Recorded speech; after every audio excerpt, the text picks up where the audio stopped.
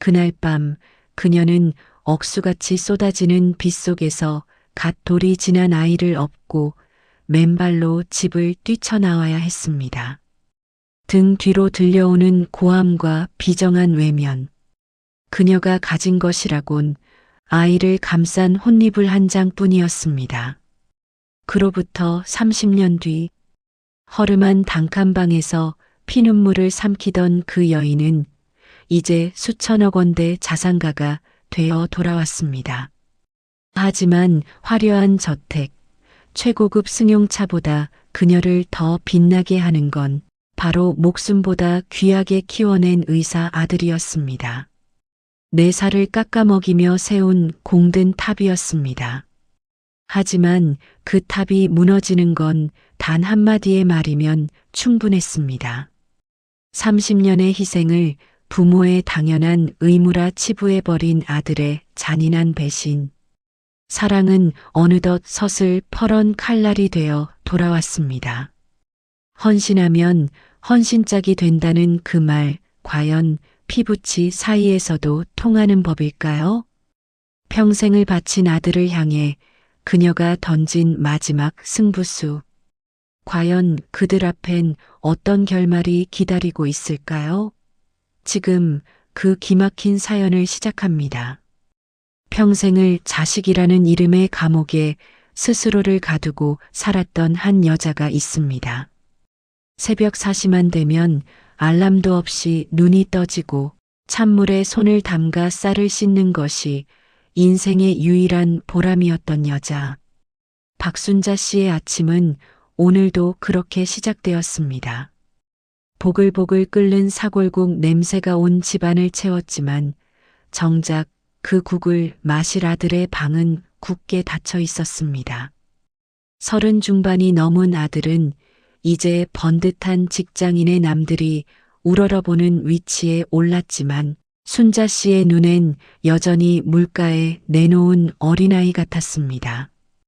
그런데 그날따라 유독 가슴 한구석이 서늘해지는 기분이 들었습니다. 마치 평생 공들여 지은 집의 기둥이 흔들리는 것 같은 그런 불길한 예감이었습니다. 엄마, 나 오늘 바빠서 아침 못 먹고 나가. 아, 그리고 내 와이셔츠 왜 아직 안 다려져 있어? 어머, 미안하다 태준아. 어제 엄마가 무릎이 좀 쑤셔서 깜빡 잠이 들었나 봐. 금방 해줄게. 아, 진짜 엄마는 하는 일이 뭐야? 집에서 노는데 그런 것도 제때 못해? 무심하게 뱉어진 아들의 한마디는 순자 씨의 가슴에 날카로운 화살이 되어 박혔습니다. 평생 시장 바닥에서 국밥을 팔아 아들을 가르치고 본인은 구멍난 속옷을 입으면서도 아들에게는 명품 옷만 입혔던 세월이 주마등처럼 스쳐 지나갔습니다. 하지만 그녀는 그저 고개를 숙이고 다리미를 집어들었습니다. 그게 부모의 숙명이라고 믿었으니까요. 순자 씨는 요즘 들어 부쩍 쑤시는 무릎 때문에 병원을 찾았습니다. 의사는 당장 수술하지 않으면 걷기 힘들어질 수도 있다는 청천벽력 같은 소리를 했지요. 수술비와 입원비를 합치니 평생 아들 뒷바라지 하느라 텅 빈 통장으로는 감당할 수 없는 금액이었습니다. 저녁 식사 시간 순자 씨는 큰 용기를 내어 아들에게 말을 건넸습니다. 아들은 최고급 소고기를 입에 넣으며 스마트폰만 들여다보고 있었지요. 순자 태준아. 저기, 엄마가 무릎 수술을 좀 해야 할 것 같아서. 비용이 좀 드는데 도와줄 수 있겠니? 수술? 엄마, 나 지금 결혼 자금 모으는 거 안 보여? 그리고 나 외제차 할부금만 한 달에 얼마인 줄 알아? 그래도 엄마가 걷지를 못하면 내 술발도 못 들어주잖니. 이번 한 번만. 아들은 젓가락을 탁 소리나게 내려놓았습니다. 그 소리에 순자 씨의 심장도 덜컥 내려앉았지요. 아들의 눈빛엔 걱정 대신 짜증이 가득했습니다. 자식을 위해 신장을 떼어준 부모 이야기는 들어봤어도 아픈 부모를 위해 지갑을 여는 자식은 요즘 세상에 참 귀하다는 이웃집 미숙이의 말이 가슴을 때렸습니다. 아들은 결국 돈이 없다는 핑계를 대며 방으로 들어가 버렸고 남겨진 순자 씨는 식어가는 고기 조각을 바라보며 말없이 눈물만 삼켰습니다. 그날 밤이었습니다. 잠이 오지 않아 거실을 서성이던 순자 씨는 아들의 방에서 흘러나오는 전화 통화 소리에 발걸음을 멈췄습니다. 아들은 친구와 통화하는지 평소보다 훨씬 밝고 경쾌한 목소리였습니다. 하지만 그 목소리에 담긴 내용은 순자 씨의 영혼을 조각조각 부수기에 충분했습니다. 야, 대박이라니까. 우리 엄마가 오늘 나한테 수술비 달라는 거 있지? 진짜 어이가 없어서 아니, 내가 낳아달라 그랬냐고. 자기가 낳았으면 죽을 때까지 책임져야지. 안 그래? 내가 번 돈을 왜 엄마 병원비에 써? 나중에 상속해줄 빌딩이라도 있으면 몰라. 꼴랑 국밥집 권리금 남겨준 게 다면서. 노후 준비도 안 한 부모는 민폐라니까. 순자 씨는 숨이 막혀 제자리에 주저앉았습니다. 민폐. 평생을 바쳐 키운 아들의 입에서 나온 그 단어는 어떤 욕설보다 잔인했습니다. 30년 전 빗속을 뚫고 아이를 살리겠다고 달렸던 자신의 발바닥이 갑자기 뜨겁게 달아오르는 것 같았습니다. 그녀는 깨달았습니다. 자신이 키운 것은 자식이 아니라 자신의 피를 빨아먹고 자란 괴물이었다는 것을요. 뜬 눈으로 밤을 지새운 순자 씨의 눈엔 더 이상 눈물이 고이지 않았습니다. 대신 차가운 냉기가 서리기 시작했지요. 그녀는 거울 속에 비친 자신의 초라한 모습을 오랫동안 응시했습니다. 구분 등 마디마디가 튀어나온 손가락, 그리고 생기를 잃은 눈동자. 누굴 위해 이렇게 살았나 싶어 헛웃음이 나왔습니다. 아침이 오고 아들이 출근하자마자 순자 씨는 전화를 걸었습니다. 평생 가장 친한 친구이자 조언자인 미숙이었습니다. 순자야, 목소리가 왜 그래? 무슨 일 있어? 미수가 나 이제 그만하려고. 나도 이제 사람답게 한번 살아보렸나. 그래, 잘 생각했다. 내가 뭐라 그랬니? 자식한테 목매지 말랬지. 이제 어쩔 셈이야? 순자 씨는 옷장 깊숙이 넣어두었던 여행 가방을 꺼냈습니다. 그리고 아들의 명품 수트, 시계, 가방들을 하나둘씩 챙기기 시작했습니다. 손을 떨지 않으려 노력했습니다. 이것은 버리는 것이 아니라 제자리에 돌려놓는 과정이라고 스스로에게 주문을 걸었습니다. 현관문을 나서며 순자 씨는 평생 외우고 살았던 아들의 생일 조합인 비밀번호를 물끄러미 바라보았습니다. 그리고 주저없이 도어록 버튼을 누르기 시작했습니다. 순자 씨는 도어록 업자를 불렀습니다. 단순히 비밀번호만 바꾸는 것이 아니라 아예 최첨단 지문 인식 도어록으로 교체해 버렸지요. 그리고 아들의 짐을 복도 한복판에 쌓아두었습니다. 짐 위에는 짧은 쪽지 하나를 남겼습니다. 태준아, 내 말대로 넌 내가 낳았다만 내 인생은 내가 사는 거란다. 엄마 인생도 이제 엄마가 살게. 방 구해라. 순자 씨는 그 길로 공항으로 향했습니다. 통장에 남아있던 쌈짓돈, 평생 아들 장가 보낼 때 주려고 아껴둔 그 돈을 인출해 생전 처음으로 자신을 위한 비행기 표를 샀습니다. 목적지는 제주도로 하시겠어요? 아니요. 제일 멀리 가는 걸로 주세요. 제가 한 번도 안 가본 곳으로요. 네, 고객님. 결제 도와드리겠습니다.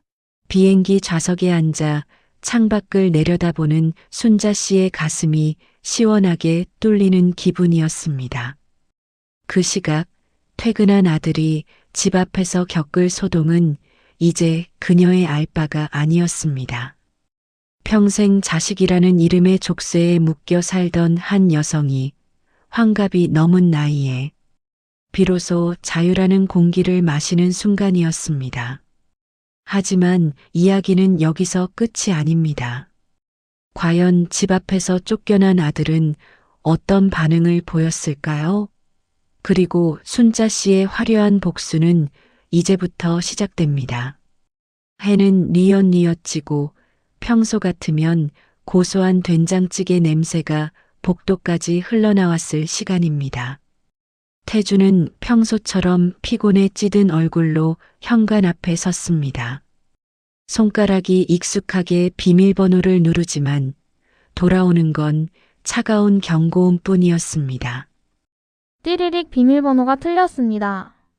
태주는 고개를 갸우뚱하며 다시 눌러봅니다. 하지만 문은 요지부동이었고 복도 한 구석에 쌓인 커다란 이삿짐 상자들이 그제야 눈에 들어왔습니다. 자신의 명품 구두와 정장들이 길바닥에 나뒹구는 모습에 태준의 얼굴이 불그락푸르락 달아올랐습니다. 엄마, 장난해 지금? 문 안 열어? 나 피곤해 죽겠다고. 이게 다 뭐야? 내 옷들을 왜 밖에 내놔? 아, 진짜. 치매 온 거 아니야? 경비실 부를 거야. 당장 안 열어. 태주는 문을 발로 차고 주먹으로 두드렸습니다. 하지만 집안에서는 아무런 대답이 없었지요. 평소라면 아이고, 우리 아들 왔니 하며 버선발로 뛰어나왔을 어머니였습니다. 태주는 화가 치밀어 전화를 걸었지만 돌아오는 건 지금은 전화를 받을 수 없어 음성 사서함으로 라는 기계적인 안내 멘트뿐이었습니다. 복도에 덩그러니 남겨진 태주는 생전 처음으로 느껴보는 집 없는 자의 서러움보다 감히 엄마가 자신에게 이런 짓을 했다는 사실에 더 큰 분노를 느꼈습니다. 그 시각 순자 씨는 오키나와의 푸른 바다가 보이는 작은 숙소에 도착했습니다. 평생 아침 4시에 일어나 아들 밥을 짓던 손으로 이제는 자신을 위한 따뜻한 차 한 잔을 내렸습니다. 파도 소리가 들리는 테라스에 앉아 순자 씨는 거울을 보았습니다. 화장기 없는 얼굴, 깊게 패인 주름. 하지만 그 눈빛만은 30해 전 아들을 살리겠다고 결심했던 그때처럼 형형하게 빛나고 있었습니다. 순자 씨는 휴대전화에 찍힌 아들의 수십 통의 부재중 전화를 무심하게 삭제했습니다. 바람 참 좋다. 30년 동안 이 바람 한 번을 못 보고 살았네. 태준아, 넌 지금쯤 춥고 배고프겠지? 미안하다는 말은 안 하련다. 이건 내가 나에게 가르쳐준 방식이니까. 순자 씨는 가방에서 낡은 수첩 하나를 꺼냈습니다. 거기엔 죽기 전에 해보고 싶었던 것들이 빼곡히 적혀 있었지요. 예쁜 원피스 입고 사진 찍기, 혼자서 맛있는 회 정식 먹어보기, 그리고 아들 이름이 아닌 박순자라는 이름으로 불려보기. 그녀는 이제 태준 엄마가 아니라 박순자로서의 첫 발을 내딛고 있었습니다. 가슴 한구석이 아릿하면서도 이상하게 웃음이 멈추지 않는 밤이었습니다. 집에서 쫓겨난 지 일주일. 태준의 삶은 엉망진창이 되었습니다. 호텔비로 나가는 돈은 생각보다 엄청났고 매일 사먹는 밥은 속을 더부룩하게 만들었습니다. 무엇보다 힘들었던 건 자신의 와이셔츠 한 장 스스로 다릴 줄 모르는 자신의 무능함이었습니다. 회사 동료들은 꼬질꼬질해진 태준의 행색을 보며 수군거리기 시작했지요. 그동안 엄마가 해준 모든 것들이 당연한 것이 아니라 누군가의 뼈와 살을 깎는 헌신이었다는 것을 태준은 비로소 뼈저리게 느끼고 있었습니다. 아, 이 셔츠 왜 이렇게 주름이 안 펴져? 엄마는 이걸 매일 어떻게 한 거야? 편의점 도시락도 지겹다 진짜. 엄마가 해준 겉절이에 된장찌개 먹고 싶다. 아니야. 내가 왜 빌어야 해? 내 집인데. 태주는 마지막 자존심을 세우며 집 근처를 서성였습니다. 하지만 도어록은 여전히 굳게 닫혀 있었고 가끔 마주치는 이웃들은 태준을 투명 인간 취급하거나 혀를 끌끌 찼습니다. 저 집 아들이 그렇게 못됐다며? 부모를 민폐라고 했다나 봐. 소문은 이미 동네에 파다했습니다. 태주는 자신의 오만이 불러온 결과가 얼마나 처참한지 이제야 조금씩 깨닫기 시작했습니다. 하지만 사과하는 법조차 잊어버린 아들은 여전히 분노와 후회 사이를 오가고 있었습니다. 한 달이 흘렀습니다. 순자 씨는 여행을 마치고 돌아왔습니다. 하지만 집으로 가지 않았습니다. 대신 아들의 회사 앞으로 찾아갔지요. 멀리서 보이는 아들의 모습은 몰라보게 수척해져 있었습니다. 번듯하던 양복은 구겨져 있고 얼굴엔 짜증 대신 수심이 가득했습니다.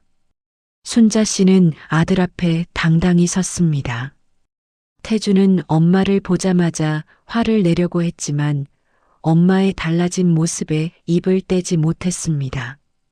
화려한 옷차림보다도 자신을 바라보는 엄마의 눈빛이 예전처럼 비굴하지 않았기 때문입니다. 태준아, 한 달 동안 고생 많았지. 내가 말한 대로 나도 이제 내 인생 책임지려고 집 팔았. 뭐? 집을 팔아? 엄마 미쳤어? 그럼 난 어디서 살아? 내가 그랬잖니. 낳아달라고 한 적 없다고. 나도 이제 널 키워준 부모로서의 의무는 다했다. 여기 내 명의로 된 적금 통장이다. 그동안 내가 무시했던 그 국밥집 돈 모은 거야. 이거 줄 테니 이제 정말 남남처럼 살든지 아니면 인간답게 다시 시작하든지 내가 결정해라. 순자 씨는 차갑게 돌아섰습니다. 태주는 손에 쥐어진 통장을 바라보았습니다. 거기엔 우리 아들 태준이 장가 미천이라는 글자가 비뚤비뚤하게 적혀 있었습니다. 30년 동안 엄마가 무릎 통증을 참아가며 모은 피 같은 돈이었습니다. 태주는 그제야 길 한복판에서 주저앉아 오열하기 시작했습니다. 엄마 미안해. 내가 잘못했어. 아들의 울음소리가 거리에 울려 퍼졌지만 순자 씨는 뒤돌아보지 않았습니다. 사랑하기 때문에 끊어내야 하는 인연도 있다는 것을 그녀는 이제 알았습니다. 그로부터 1년 뒤 순자 씨는 작은 카페의 사장님이 되었습니다. 큰 돈을 벌기 위해서가 아니라 사람들과 도란도란 이야기를 나누며 자신만의 공간을 가꾸기 위해서였지요. 이제 그녀의 무릎은 예전만큼 아프지 않습니다. 무거운 짐을 내려놓았기 때문일까요? 아들 태주는 작은 원룸을 얻어 독립했습니다. 매달 적은 금액이지만 엄마에게 생활비를 보내고 주말이면 꽃 한 송이를 들고 카페를 찾아옵니다. 예전처럼 상전 노릇을 하지는 않지만 서툴게나마 엄마의 앞치마 끈을 묶어주는 아들의 손길이 제법 따뜻합니다. 엄마, 오늘 커피 향 진짜 좋다. 나 설거지 좀 도와줄까? 됐어? 너 회사 일이나 잘해? 엄마는 지금 이 순간이 내 인생에서 제일 행복하다. 순자 씨는 이제 압니다.